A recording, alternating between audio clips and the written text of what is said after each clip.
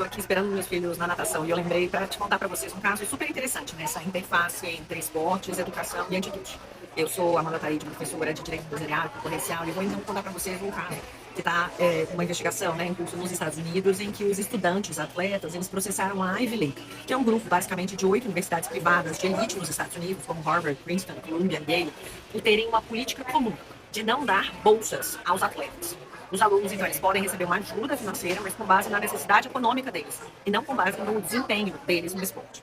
Para os autores da ação, isso equivaleria a um acordo entre concorrentes para não competir por atletas por meio da concessão de bolsas esportivas aos atletas, o que poderia, então, restringir opções para os estudantes e aumentar o custo de estudar, então, nessas instituições de alto, né, reconhecimento internacional da Ivy League.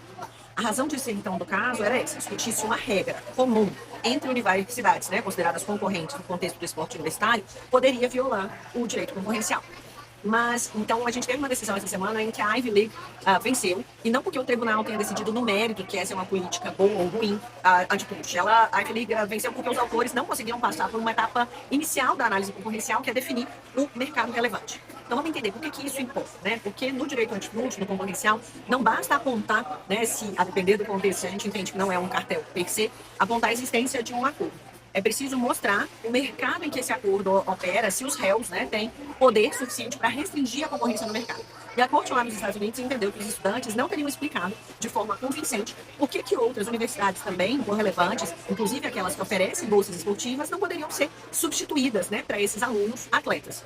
Em outras palavras, o tribunal disse o seguinte, que se os alunos, não, se os autores, né, alunos que são também esportistas, né, atletas, não conseguem demonstrar com clareza qual é o mercado relevante afetado e por que ele pode ser limitado pela Ivy League, ou apenas a Ivy League, ou a um grupo muito específico de universidades, não teria possibilidade de começar a avaliar o poder de mercado dessas universidades e o possível dano concorrencial.